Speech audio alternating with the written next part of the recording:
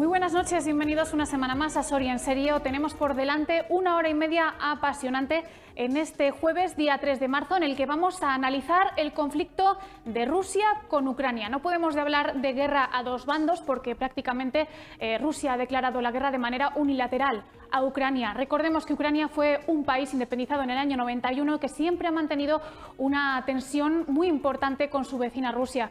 Ucrania, un país muy parecido a España porque cuenta con 44 millones de habitantes. Es conocido como el granero de Europa. Es uno de los principales exportadores de cereal, de trigo, entre otras cosas, de aceite de girasol. Hay expertos que señalan que en España, en nuestro país, tras esa crisis de Ucrania que estamos viviendo y esta guerra que tenemos allí, tendríamos aceite de girasol tan solo reservas para un mes.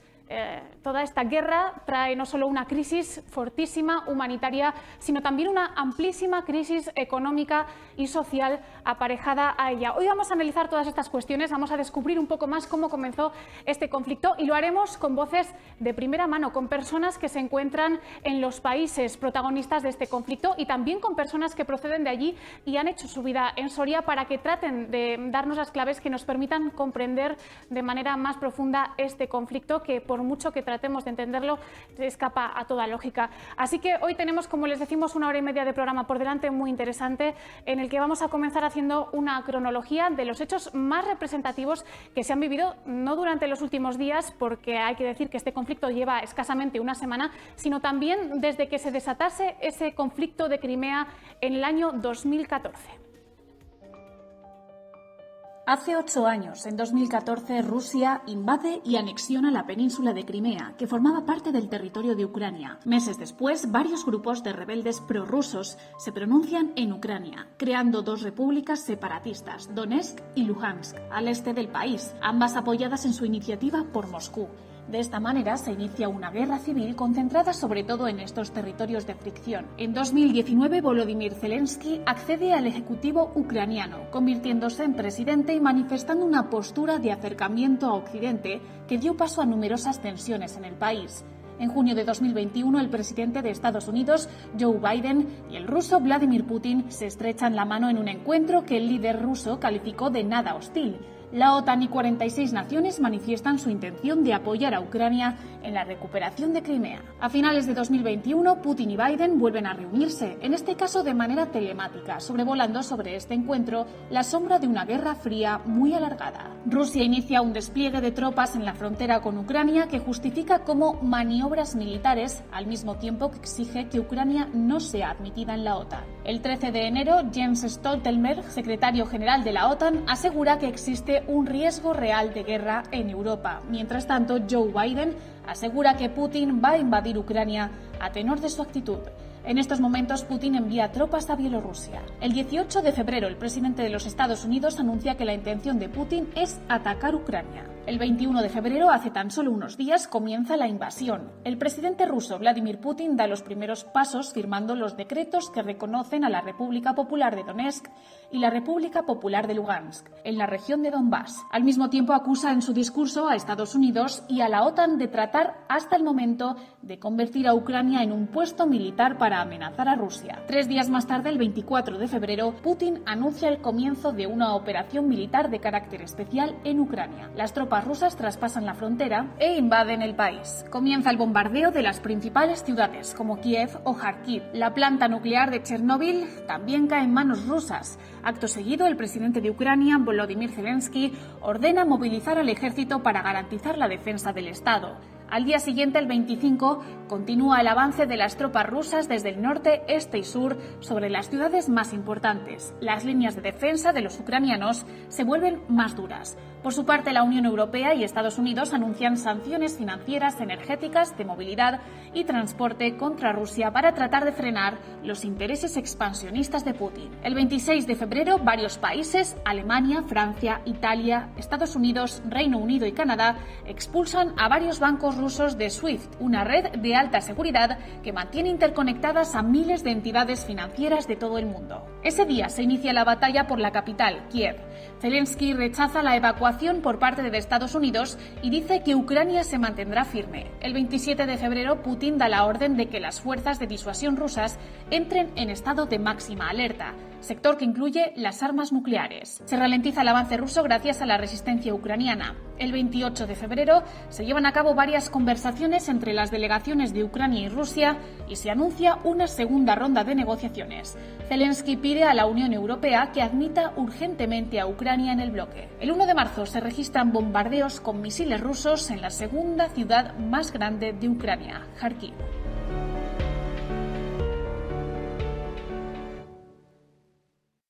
Bueno, pues llega el momento de hablar con uno de los protagonistas del programa de hoy, en el que vamos a analizar este conflicto que se está viviendo entre Rusia y Ucrania, que tiene a estos dos países como protagonistas. Conectamos ahora mismo con Madrid, porque desde allí nos recibe, a través de las mágicas conexiones tecnológicas, Axier Amo, que ha sido durante muchos años además presentador de noticias en el canal Russia Today, en concreto entre 2009 y 2017. Axier, muy buenas noches, gracias por recibirnos. Muy buenas noches y gracias a vosotros por la invitación. Siento quizás que haya mucho ruido de ambiente, pero me habéis pillado el traspaso de un viaje a otro y bueno, hay otra forma de poder atenderos mejor, que lo merecéis, la verdad, porque gracias a vosotros que me habéis invitado a este interesante programa. No sé si mis compañeros me pueden poner el sonido porque no te escucho bien. Con el pinganillo, son las cosas que tiene la tecnología y el directo. Ahora yo creo que ya sí. Bueno, así en primer lugar, la pregunta prácticamente obligada que tenemos que hacerte es ¿cómo estás viviendo estas jornadas de incertidumbre? Bueno, la verdad que son jornadas bastante duras, hay que decirlo, que no solo por el tema de la guerra en sí, que todo ataque en este sentido a Ucrania y a Rusia, entre Rusia y Ucrania pues es difícil de mantener una postura más o menos no neutral, sino centrada y estable, ¿no? Y sobre todo seria y objetiva, que es lo difícil, sobre todo para la gente que hemos estado viviendo, que hemos vivido ahí, y también para la gente que también conocemos un poco cómo se manejan y se desarrollan los conflictos y sobre todo también todos los intereses, las tensiones que se crean alrededor de todo esto, ¿no? De las posturas encontradas y que es muy fácil decantarse por uno y por otro. Y obviamente tenemos que partir de que al final estamos hablando de un ataque. Eso sí, tenemos que ver este ataque de cómo ha llegado hasta aquí, ¿no? En qué situación nos encontramos, por qué nos encontramos en esta situación y lo que es peor es cómo vamos a salir de esta situación.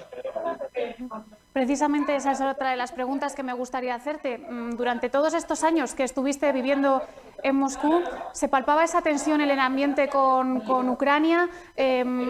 ¿Había de alguna manera, cabía en la imaginación de alguna persona pues pensar o pronosticar este conflicto? No, ¿sabes lo que pasa? Que yo creo que desde que estuvimos nosotros allí, en la época del 2009-2017, que es lo que yo conviví allí, resultaba que el país también, Rusia estaba también saliendo de muchos cambios, ¿no? Había habido un cambio de gobierno en el sentido de que Vladimir Putin ya no era el presidente de Rusia, sino que lo era Dmitry Medvedev. La economía rusa se estaba recuperando también de una base de serie de sanciones y de problemas económicos que hayan tenido. Están recogiendo otra vez un poquito esa esencia y sobre todo también esa confianza en sí mismos, que es lo que necesitaba muchas veces Rusia a través de los años 2000, ¿no? Que es cuando se generaron realmente los principales problemas, ¿no? No solo desde la disgregación de la antigua Unión Soviética, sino sí que es verdad que es donde se encontraban los principales problemas de la época de los primeros años de 2000 y el primer mandato, segundo mandato de Vladimir Putin.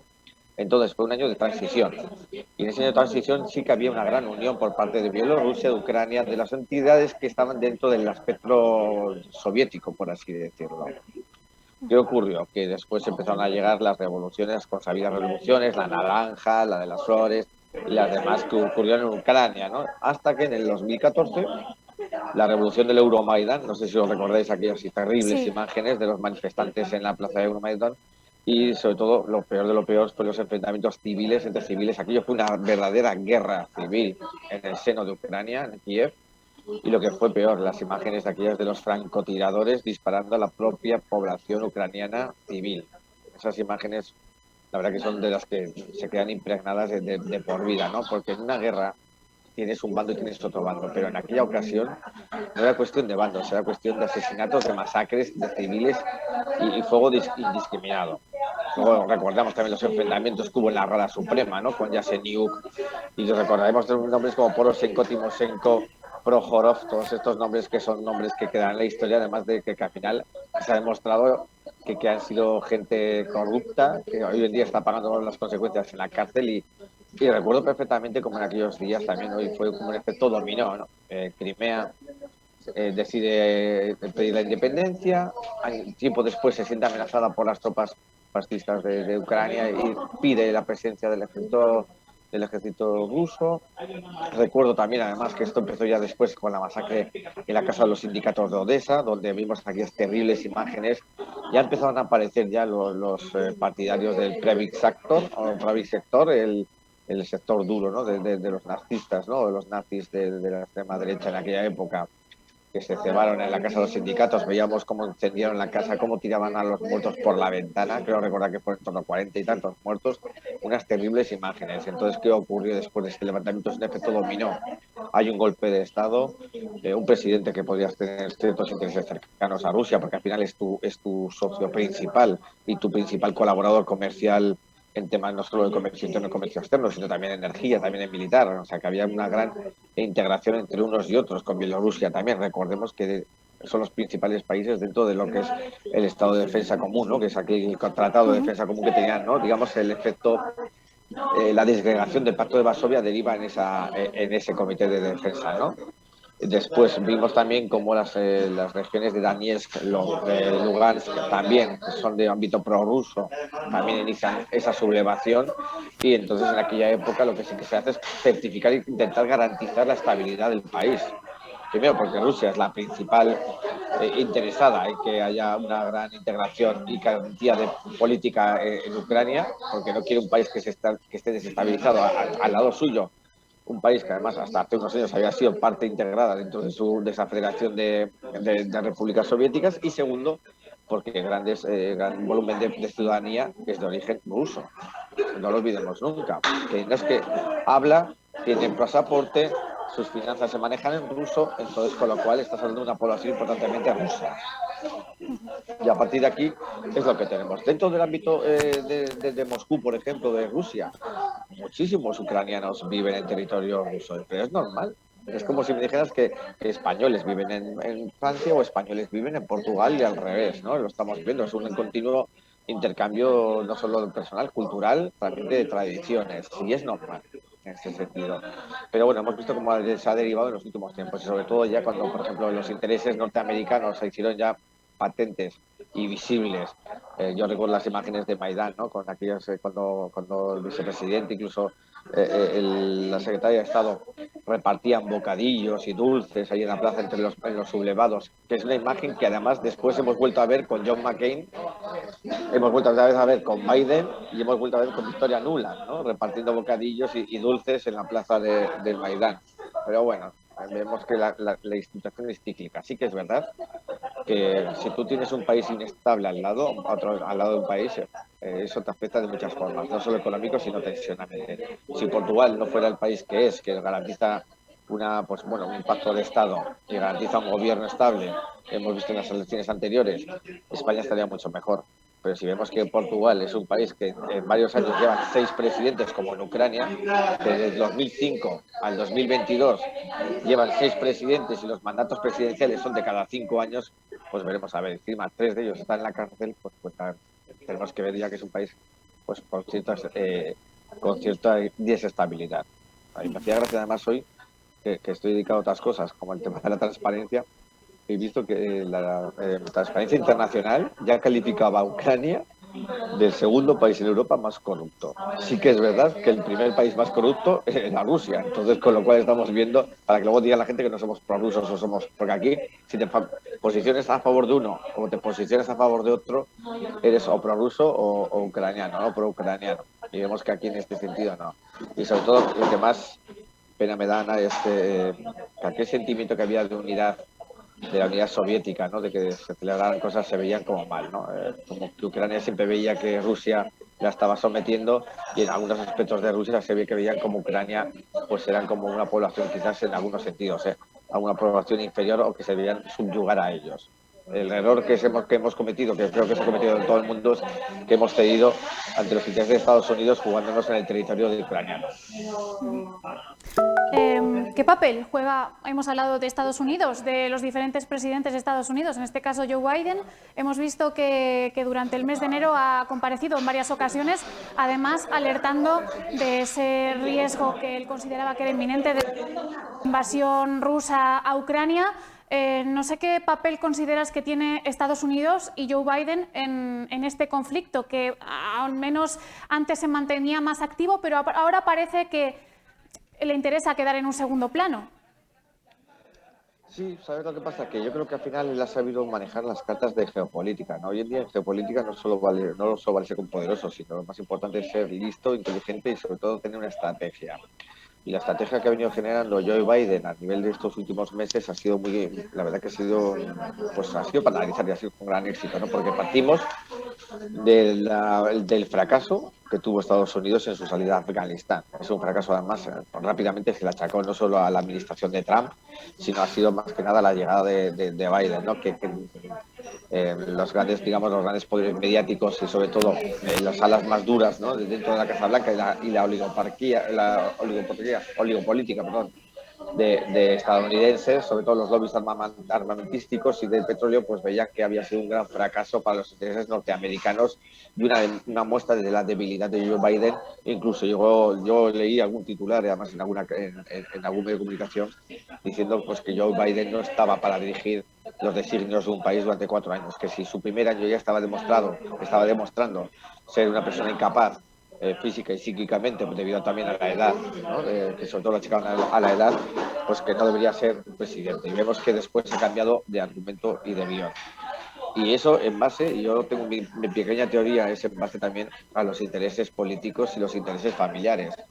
Porque Joe Biden, los familiares directos de Joe Biden, como su hijo Hornet, es un gran directivo de una empresa gasística, y da la circunstancia de que en este verano pues el Nord Stream 2, que es ese gasoducto que está construyendo Rusia para suministrar a Alemania, al resto de Europa, y que vendría a sustituir un poco más también al Nord Stream 1, que ya tiene ya casi 20 años, creo recordar, pues este Nord Stream 2 ya nació casi con muchísimos problemas. Y problemas además desde Joe Biden como asesor y como vicepresidente después.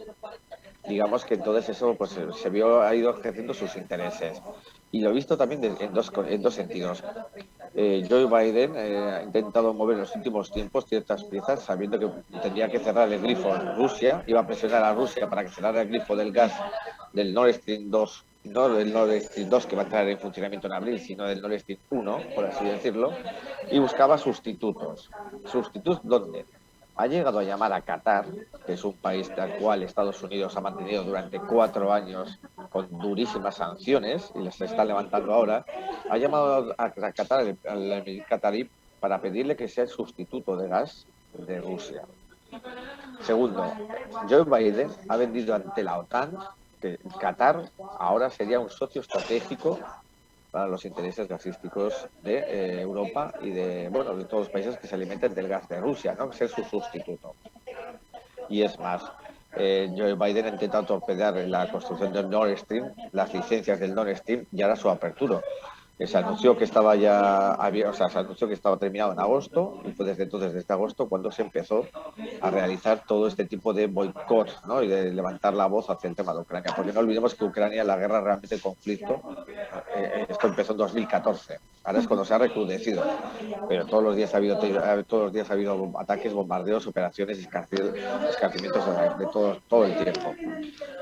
El Nord Stream entraría en vigor en abril, ya es cuando Joe Biden pues ha metido más presión para que no se abra y quiere ofrecer su propio gas, un gas que recordemos que viene del fracking, un gas de esquisto que es mucho más caro, antiecológico, por así decirlo. Aquí en Europa no se permite este tipo de producción de gas por los daños graves ecológicos que habría, y en ese caso sí que podríamos comprarlo a Estados Unidos y sobre todo comprarlo a la empresa del hijo de Joe Biden, que es el actual presidente de Estados Unidos, con lo cual hemos cerrado ya un ciclo total.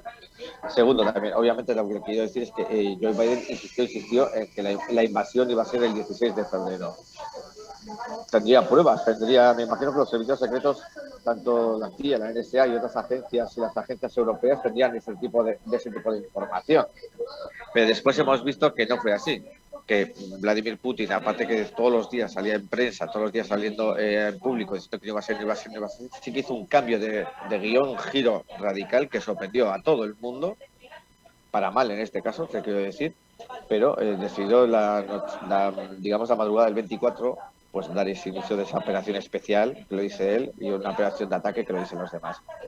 Recordemos que el día 23 de febrero en Rusia se celebra el Día del Defensor de la Patria, el Día del Hombre, en este caso es una fiesta eminentemente militar y que deriva de la antigua festividad del 23 de febrero del Ejército Rojo, cuando estaba la Unión Soviética. Entonces creo que es una fecha idónea, entre comillas, y desgraciadamente, para iniciar una operación militar a gran escala, que es con lo que hizo Vladimir Putin. Me sorprende que nadie, analizando las fechas, nadie viera que el 23 de febrero sí que es una fecha clave, como si me dices el día 9 de mayo, que es la fecha clave para el tema de Rusia o los aliados con la conquista sobre Alemania nazi. Pero es una cosa que tenemos que analizar un tiempo después. Has dado muchas claves en esta última intervención. Me gustaría retomar el tema de lo que estábamos hablando de Estados Unidos, sobre todo porque durante los últimos años se ha acusado a Rusia, especialmente durante el gobierno de Donald Trump, de realizar muchas injerencias en la política internacional. Yo no sé si ahora mismo podría darse, tal y como hemos visto, una situación un poco a la inversa, esa pregunta por un lado, por parte de Estados Unidos. Y en segundo lugar, otra pregunta que me gustaría hacerte es ¿qué papel consideras que tiene la Unión Europea en toda esta cuestión? Y no solamente la Unión Europea, sino la OTAN, que parece que durante otros periodos históricos, otros momentos, está un poco dormida. Hay gente que le acusa de ser un órgano, por así decirlo, latente, que está ahí, pero que no se sabe muy bien para qué sirve. Entonces, no sé cómo valoras el papel que están jugando estos dos elementos, tanto la Unión Europea como la OTAN. Sí, me gusta más el planteamiento que tienes, es muy bien desarrollado además. Creo que todo el mundo sabe perfectamente que Estados Unidos es la nación o el país que más injerencias mantiene a lo largo de todo el globo y sobre todo en el tiempo, ¿no? Desde las llamadas operaciones Cóndor en Latinoamérica, las diferentes dictaduras, Videla, Pinochet, bueno, sino también hablamos de Venezuela, hablamos de Colombia, hablamos de Guatemala, hablamos de Nicaragua. Es un registro, la verdad, que sorprendente, ¿no? Lo que ha hecho Estados Unidos, sobre todo en su patio trasero, ¿no? Lo que es Latinoamérica y Centroamérica. No olvidemos también las injerencias que ha llevado a cabo en Irak, Irán, Afganistán, Siria, Libia y en algunos países de África, aunque en África no tanto. Para no hablarte ya de Corea, Vietnam, Tailandia, ¿no? Por ejemplo. Creo que es un país que además creo que tiene ahora mismo el beneplácito de Naciones Unidas, obviamente, que es una organización que está totalmente desaparecida, y me sorprende mucho en su discurso de presidencial que hizo Joe Biden cuando advirtió al mundo de que Estados Unidos ya no iba a ser el policía del mundo. Pero creo que es algo que muy pocos entendieron dentro de la línea de su discurso, que muchos se creyeron o quisieron creérselo, y lo que estaba haciendo realmente Joe Biden era lanzarnos un globo sonda y un caballo de Troya para que dejáramos de pensar en que Estados Unidos se iba a preocupar solo y exclusivamente de sus propios intereses a nivel interno. La salida de Estados Unidos de Afganistán, aparte de que sea un fracaso, nos dio ese segundo pie, como diciendo, a mí ya las injerencias externas no me importan, ustedes hagan lo que hagan en el resto del mundo, que Estados Unidos tiene sus propios problemas, sus propios desvelos, y yo como presidente de Estados Unidos, después de la administración Trump, que fue desastrosa para los intereses y la economía norteamericana, pues tengo que empezar a hacer ese trabajo de puertas hacia adentro, no de puertas hacia afuera. De hecho, Blinken creo que es el secretario de Estado con menos presencia mediática, con menos historial y con menos experiencia en todos los aspectos, ¿no? No es Victoria Nuland, no es Clinton, no es Kerry, no tiene nada no tiene parangón en ese sentido. Es un hombre gris, un hombre realmente que nadie lo conoce y nadie tiene una experiencia real de él, ni experiencia laboral. O sea, nadie le conoce ni en el seno de las Naciones Unidas, ni en la OTAN, ni en nada. Segundo, vemos el papel de la OTAN. La OTAN en este caso es que ni está. Además, ha sido utilizada como una herramienta más de Estados Unidos.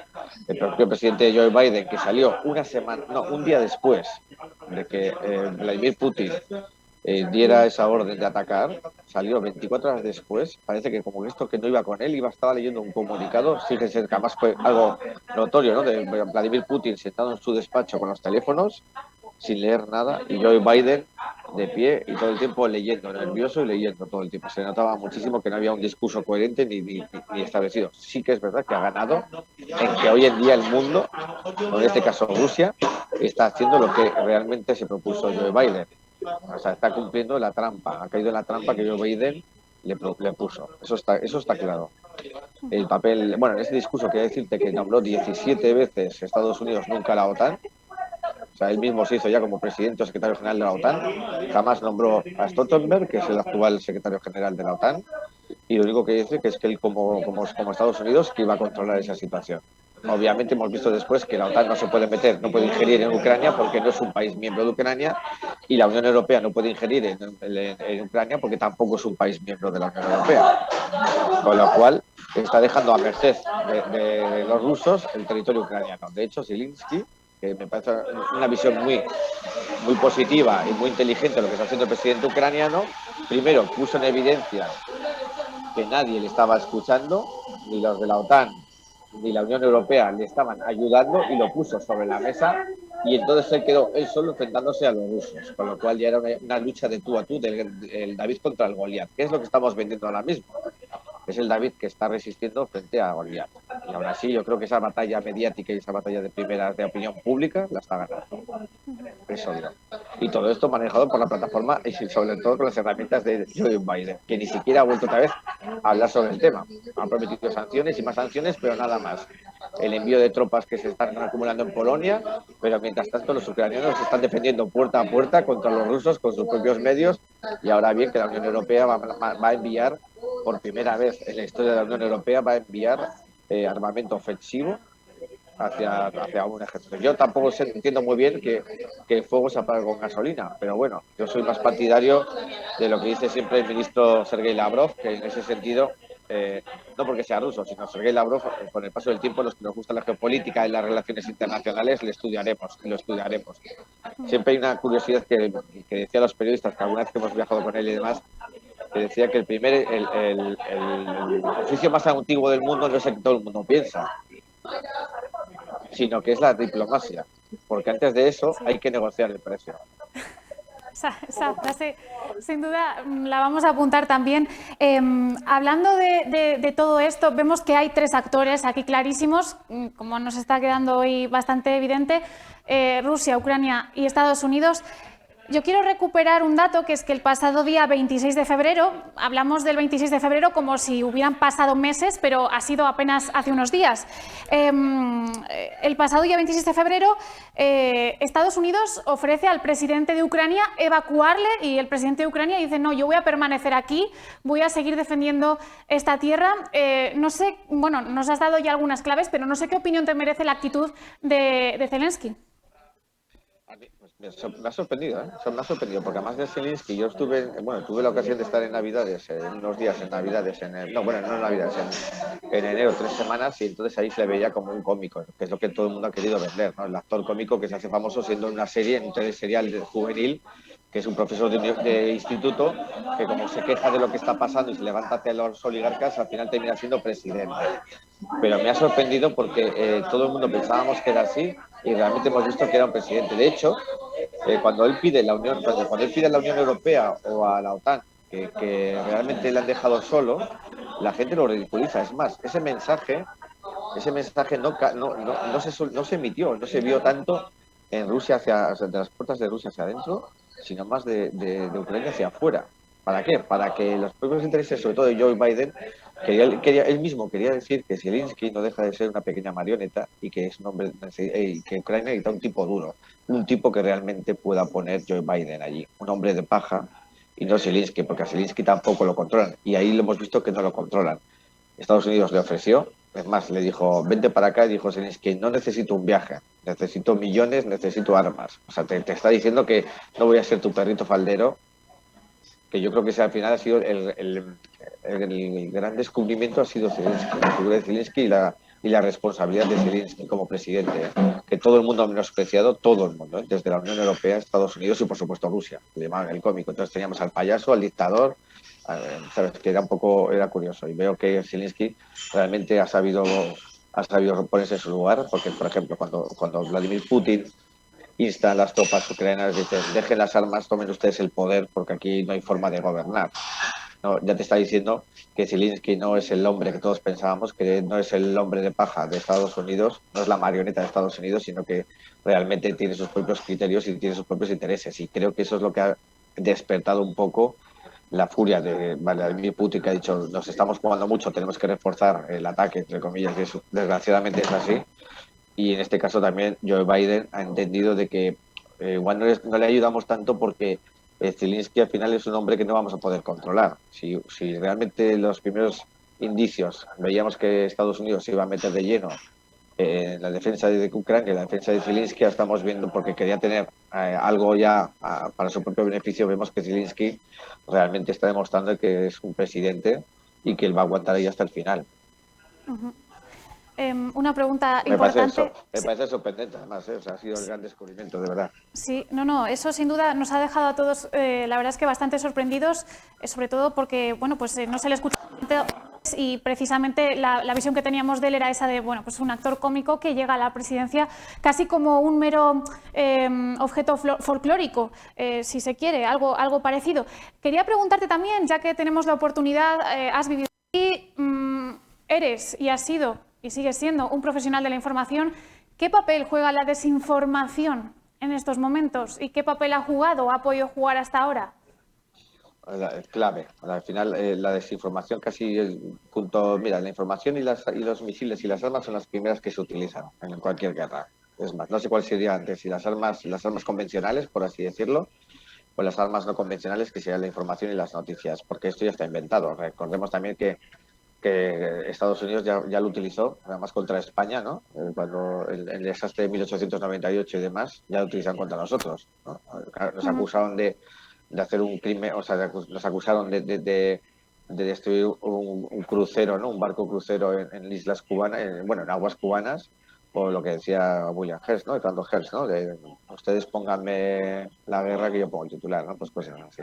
Entonces, a partir de ahí, sí que es verdad que los rusos son grandes consumidores mediáticos, tienen una gran cultura informativa y no se dejan tanto, quizás tienen más criterio que los demás. Hay un libro que a mí me encanta, de verdad, y que estos días a ti, Ana, que te gusta mucho más la geopolítica y demás, te va a donde este libro, que Me es, lo apunto, que es una noche en Lisboa, ¿no? De Eric Marie Remarque, donde dice que a él le gustan los cafés cuando la gente por las mañanas está desayunando con un periódico, y que es que devora, lo mismo que está devorando el desayuno, devora el periódico. Le echen lo que le echen, bien sea café, bien sea zumo, bien sea tostadas, bien sea patatas, se come el periódico y se come el desayuno. Hoy en día la gente vivimos del clic, vivimos de una velocidad de informativa que no asimilamos ni asumimos, y entonces nos comemos todo lo que nos dan. Es más, y encima somos conscientes de ello, pero nos creemos que sabemos más de lo que realmente sabemos. La sociedad rusa en ese sentido es totalmente diferente. La sociedad rusa, te montas en el metro y está leyendo el periódico, te montas como quiera, está consumiendo información continuamente. De hecho, aquí los medios de comunicación están desapareciendo o se pliegan a ciertos intereses, por desgracia, ¿no?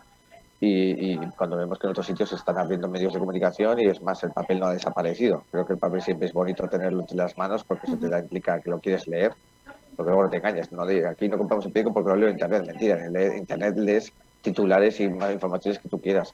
Y luego estamos viviendo además, sobre todo, el tema de la censura. Yo no soy una persona que censuraría un medio de comunicación. O sea, sabes que como nosotros que somos periodistas, y siempre la profesión se dice perro no come perro, y no voy a hablar más de los periodistas, pero lo que sí que me parece mal igual es que los medios públicos utilicen a sus periodistas para ciertos intereses. Y hace poco sufrí, y lo digo sufrí porque conozco a la corresponsal, compañera mía, y la conozco hace mucho tiempo, bueno, compañera no de cadena, pero somos amigos hace muchos años, y me dolió escucharla, que el discurso de Putin era delirante. Que podría ser, pero cuando trabajas en un medio público y que ese medio público aumente, ¿sabes? O regocije de eso, ¿sabes? Pues no lo veo normal. Lo siento muchísimo. Sé que le han crecido muchísimo, le han implicado muchísimas polémicas estos últimos días a ella, y lo siento por ella, pero considero que no debe ser.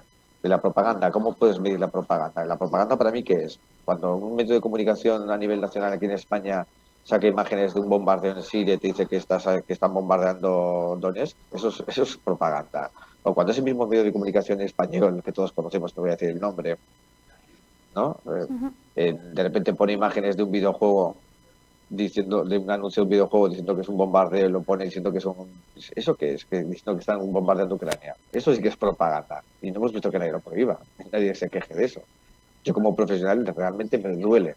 Que, no sé si queriendo o sin querer que se utilice ese tipo de cosas. Pero ¿y qué estamos haciendo mal para llegar a este punto? Porque vemos que, bueno, en el resto de conflictos, siempre que hay un conflicto armado o cualquier tipo de polémica, esto pasa. En mayor o menor medida, al final, se suceden informaciones que son fraudulentas.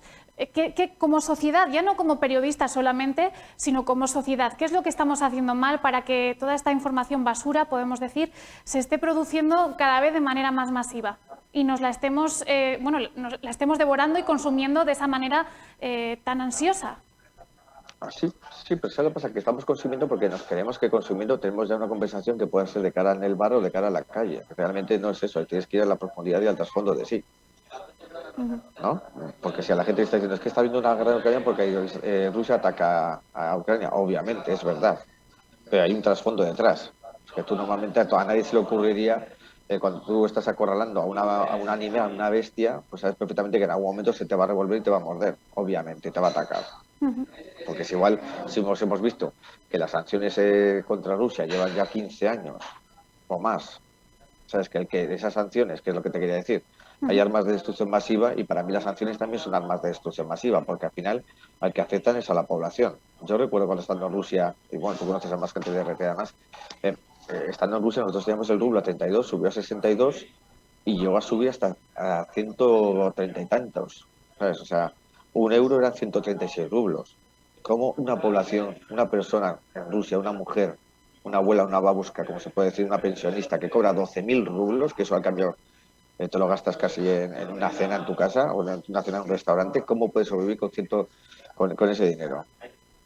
Y eso son sanciones, y eso no es inhumano. Eso no es inhumano. Que cuando yo llegué el metro costaba 20 rublos. Y cuando estuve la semana pasada, bueno, cuando estuve en enero, eran 69, creo. ¿Quién puede pagar eso? Yo sí, como turista o como demás, puedo pagarlo. Pero hay gente que no puede pagarlo en Moscú. Que un piso cuesta 60.000 rublos y un sueldo son 28.000. Pero a lo mejor ¿Sabes? al hablar de sanciones nos cuesta hacernos a la idea de que no solamente estamos hablando de grandes entidades financieras que manejan pues, tipos de interés, divisas, sino que estamos hablando de la cartera y del bolsillo de todos los ciudadanos, al final, de ciudadanos de países que tienen su vida, que tienen sus familias y que tienen que mantenerse a flote. Claro, ese es el asunto, ¿no? Que al final las sanciones también es una forma de hacer presión hacia la población para que salte contra contra el dirigente, pero al final estás utilizando, hay dos tipos de guerras, ¿no? Esto es como la frase que decía de las guerras están hechas para que señores que se conocen no se maten, para que se maten jóvenes que no se conocen y se maten. Ese es el asunto, ¿no?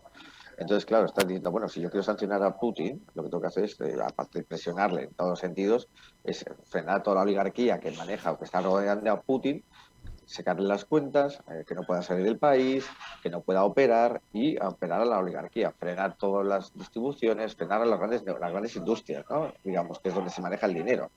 Pero una explotación, que digas tú, cerramos los cajeros, subimos ¿sabes? Hundimos el rublo o subimos la gasolina, claro, aquí en España, cuando tú cuestas hoy, y cuando ahora que me acabo de bajar y me han dicho, no, es que cuesta 1,61 el petróleo, no, 1,61 el diésel.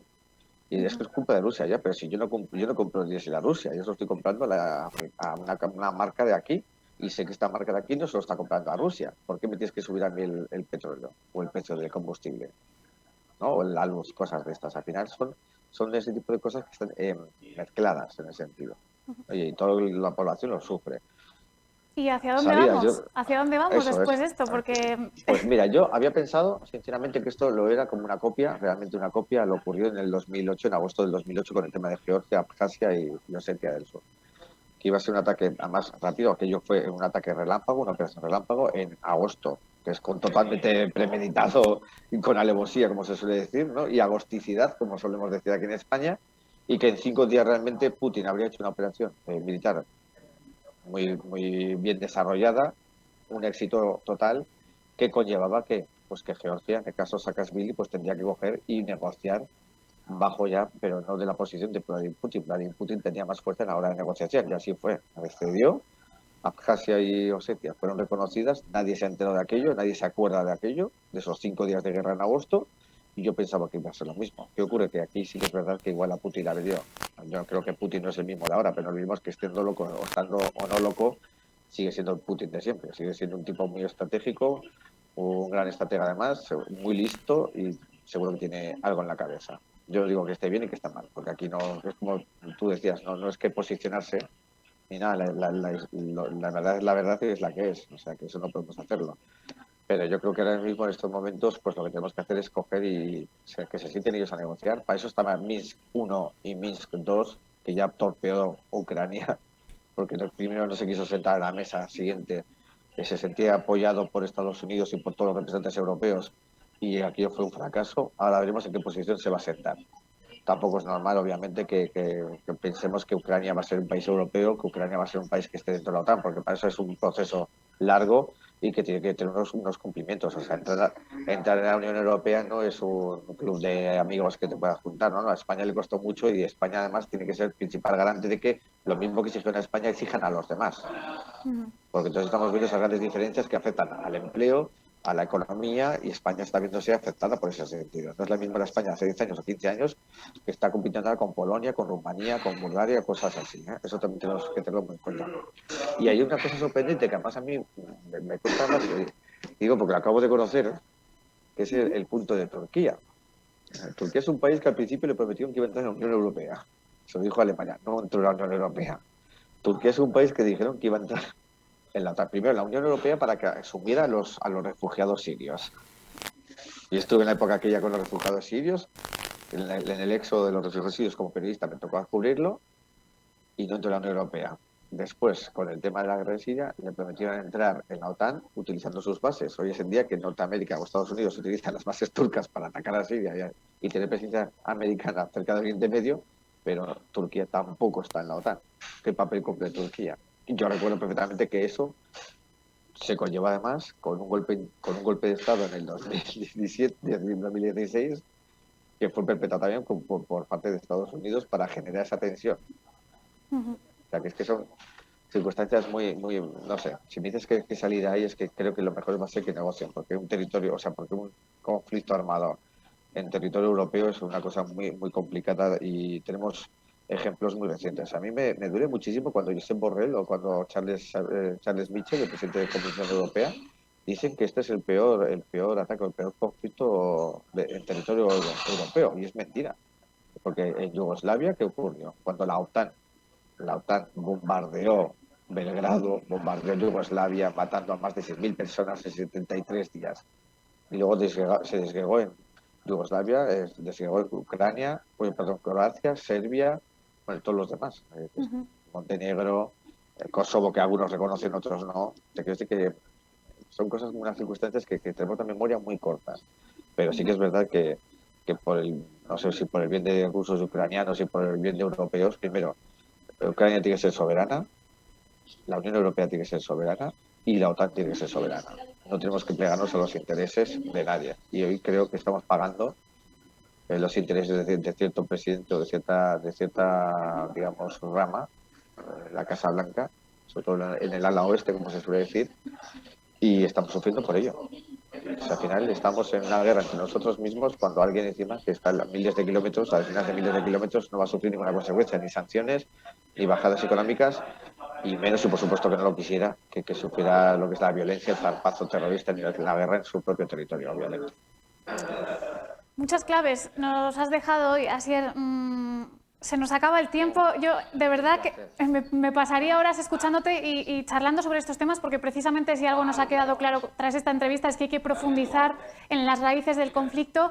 Está clarísimo que la guerra no está bajo ningún concepto justificada. Como ha dicho Asier, ahora mismo retomo sus palabras, la soberanía de Ucrania, la soberanía de la Unión Europea, la soberanía es irreemplazable, y nos quedamos con ese mensaje y sobre todo con un llamamiento a los que nos estén viendo en casa para que sigan investigando, para que devoren los periódicos como hacen en la sociedad rusa, cosa que aquí hemos ido perdiendo, y sobre todo pues para que se informen, y qué mejor manera de hacerlo pues que con profesionales de primer nivel como Asier, al que agradecemos que haya estado con nosotros, de verdad, porque ha sido un auténtico lujo escucharte y compartir estos minutos de entrevista contigo. No, un placer a mí por invitarme. Lo siento, de verdad, que me pillen el tránsito de un viaje a otro, pero de verdad que no me lo podía perder tu invitación. Además, el objetivo que tú que tenías y que lo has cumplido, obviamente, escuchar diferentes opiniones sobre esto hoy en día no se permite, lo sabes tú, no se da. Vamos a buscar siempre el clic fácil. Y tú y yo que estudiamos en Salamanca decimos lo mismo. Yo tengo esa frase hecha, ¿no? Lo de primero la verdad que la paz. Pero luego resulta que la verdad es la primera víctima de la guerra. Así es. Pues Asier, muchísimas gracias por estar con nosotros. Te dejamos que continúes con los viajes y sobre todo gracias por sacarnos estos minutos. No, gracias a ti, de verdad, un placer, de verdad, eres una gran profesional. Un abrazo enorme. Bueno, a todos ustedes, vamos a seguir con más contenidos en este programa especial en el que estamos analizando este conflicto Rusia-Ucrania y ahora vamos a dar paso a un reportaje que nos llegaba de este fin de semana. El domingo se celebraron y se sucedieron diferentes concentraciones en puntos de toda España en contra de la guerra y de apoyo al pueblo ucraniano. La Corporación Municipal, ciudadanos sorianos y varias decenas de personas de origen ucraniano se concentraron en la Plaza Mayor de Soria en un acto de repulsa contra la contienda que Rusia ha iniciado en Ucrania. La situación allí es muy crítica, la gente tiene mucho miedo, pánico, huyen de sus casas, dejan todo atrás porque es terrorífico estar todas las noches sin dormir, cada rato suena alarmas que tienen que esconderse, es mucho miedo y mucho terror allí, mucho. La gente está pasando muy mal en general y soldados están intentando salvar nuestras fronteras y nuestras ciudades. ¿Tiene familia allí en Ucrania? Sí, tengo mi familia, tengo mi madre, mi hermano, mis sobrinas, tíos, primas, sobrinas. Tengo mucha familia allí, sí. Bueno, mi hermano ha decidido ir a la guerra voluntariamente. Mi madre de momento está bien, con miedo, con terror, pero bueno, esperando a ver qué pasa. ¿Esperaban ustedes esta guerra? Yo creo a este punto no. Yo creo se esperaba más por parte de Donetsk y Donbass que se quede con la zona prorrusa, pero yo creo no pensaba que va a salir más y atacar por todos lados y de diferentes partes de país. Eso puede ser el nuevo Chernóbil. Eso es una grande locura. Eso no es política. País Gerson. Ahora vivimos en Soria como refugiados. ¿De dónde son? De Ucrania. ¿Y de qué parte de Ucrania? Yo soy de Kropivnitsky. ¿Y cómo están viviendo estos momentos? Bueno, está un poco mal porque vienen los tanques y todos estos problemas, pero está un poco no muy ocupado. No. Pero quedaron nuestras familias ahí, por ejemplo, la madre y los padres de Kirovrad ahora está con ataques de rusos, ¿sabes? Y también siempre pensamos por esa, ¿qué tal la familia más importante? Imagino que estén ustedes preocupados por la familia que tienen allí. Sí. Y nosotros oramos para nuestra familia porque somos cristianos. Que Dios Ucrania y para con Putin. Nosotros oramos para que para Putin, para que no se va más y queremos que Europa ayude a nuestros países. No guerra, no, stop guerra, Putin loco. Ayuda, por favor. Lo están ustedes pasando realmente mal, muy emocionados. Muy mal. ¿Tiene familia allí? Sí, mi padre. ¿Cómo están ellos allí? Muy padre. Mi padre vive cerca de Crimea y situación muy mal. Es una locura, no puede ser que hace Putin. Tras la lectura de un manifiesto se entonaron himnos y canciones ucranianas con visible emoción en un acto que se prolongó alrededor de una hora y en el que los aplausos de apoyo al pueblo ucraniano se sucedían constantemente por parte de los sorianos. Estas eran las imágenes de esa concentración que se vivía el pasado domingo aquí en la Plaza Mayor de Soria, donde, como han visto, había varios cientos de personas que estaban apoyando al pueblo ucraniano, se entonaron loas, En definitiva, fue una jornada muy emocionante. Seguramente durante los próximos días se produzcan nuevas concentraciones, sobre todo de apoyo al pueblo ucraniano. Y ahora vamos a conocer más testimonios de primera mano de ucranianos, en este caso una ucraniana que se encuentra en Soria. Ella es Tatiana y tiene a su abuela muy lejos de la frontera con Polonia. Recuerden que las tres principales fronteras a través de las que se puede salir del país ahora mismo son Hungría, Polonia y también Rumanía. Ella la tiene lejos y esto es lo que nos contaba de cómo lo estaba viviendo. Tatiana Serguillenko es joven, pero en sus ojos se contempla la profundidad de la sabiduría. Reside en Soria desde hace varios años y ahora asiste con incertidumbre y horror a la cruel guerra que asola a su pueblo.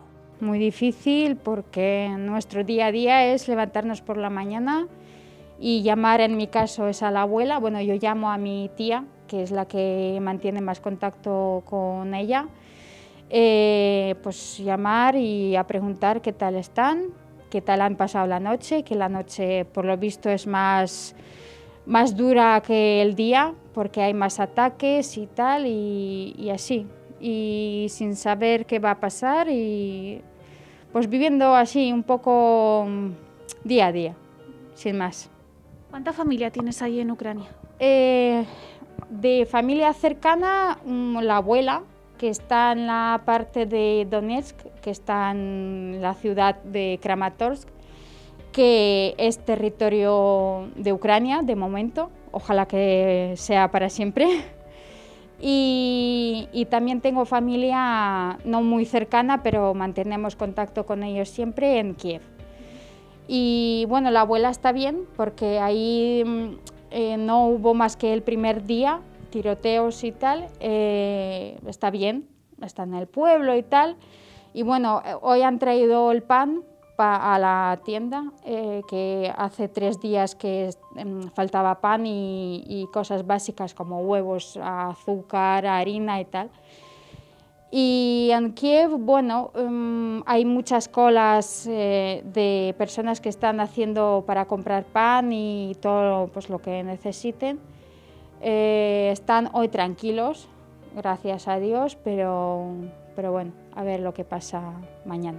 Al igual que Tatiana, miles de personas que residen en nuestro país asisten con preocupación al desenlace de la guerra, deseando unos poder sacar a sus seres queridos del foco del dolor y con intención otros de regresar hasta su lugar de origen para combatir por una tierra que les vio nacer y que lucharán con todas sus fuerzas para que no les vea morir.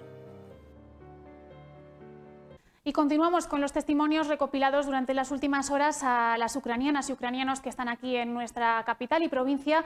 Y llega el momento de hablar con Anastasia y Svetlana, que nos cuentan además de la importancia de crear un paso humanitario para que todas estas personas puedan atravesar las fronteras. Tengamos en cuenta que es muy difícil si no tienen su pasaporte a mano y muchas veces tienen que marchar de sus viviendas con lo que llevan encima, que es muy poco. Esto es lo que nos contaban.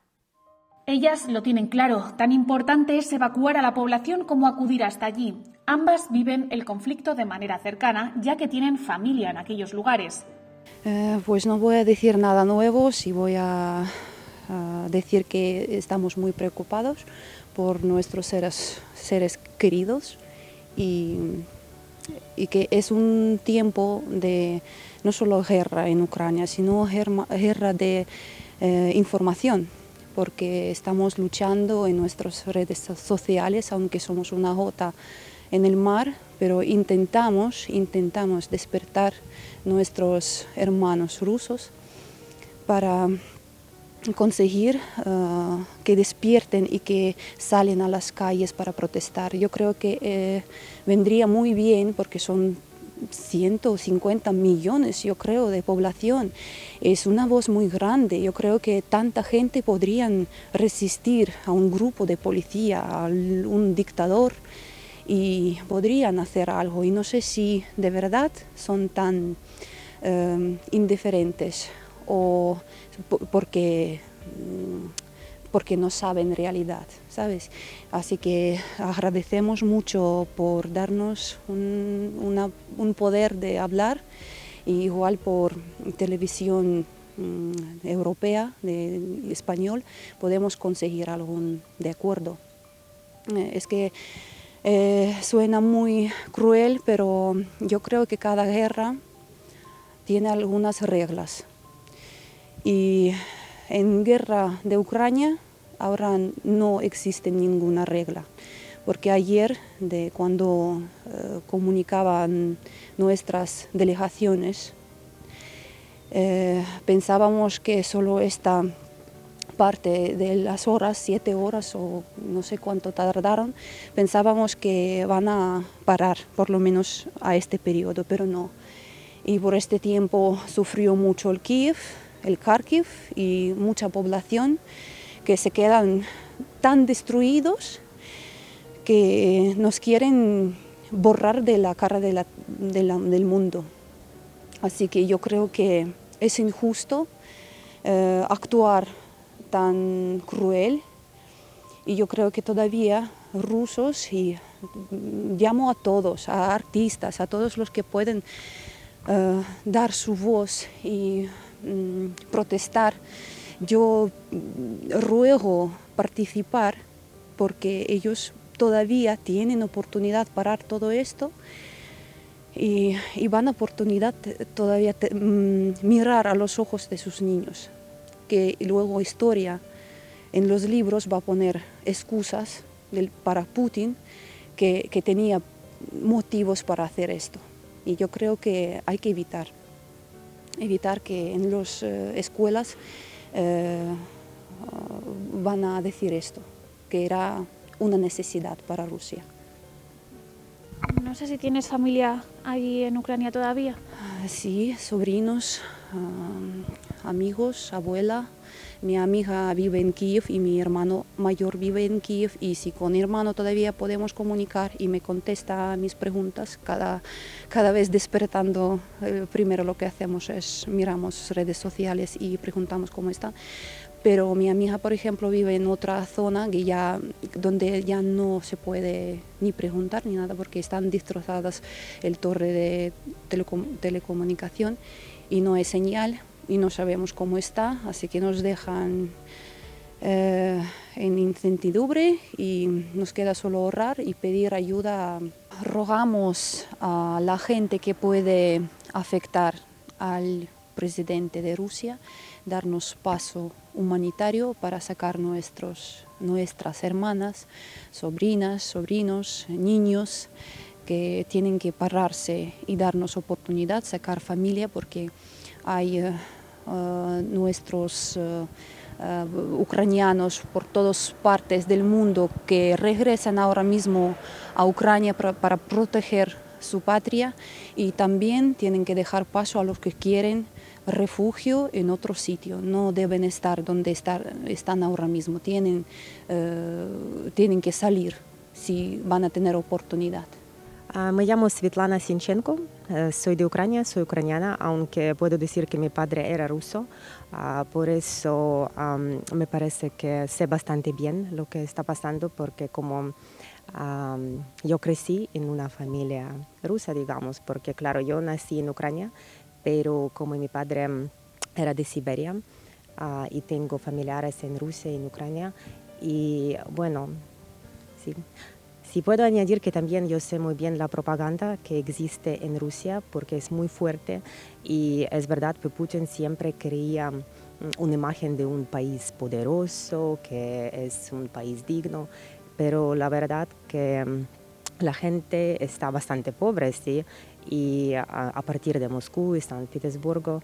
Y mi familia, por ejemplo, nos dicen, mi madre me ha dicho que la familia en Rusia no están de acuerdo con esta guerra, pero claro, lo que necesitamos es que levantan su voz, que de verdad que salen a las calles, aunque es muy peligroso en Rusia, pero es por lo menos algo que podemos hacer por nuestros familiares, por nuestros amigos, porque tenemos muchas familias como un ruso, una ucraniana y tal, y bueno, no debe ser así, como no están muy decepcionados con su presidente, y bueno, de verdad creían que van a defendernos, pero no necesitamos ningún tipo de defensa, porque bueno, somos ucranianos, somos libres, apoyamos a nuestro presidente, y bueno, estamos de acuerdo con nuestro país. La apertura de un paso humanitario y la ayuda internacional se erigen ahora como las llaves para poder librar a la población de un futuro incierto marcado por las aspiraciones imperialistas no de los rusos, sino de su líder.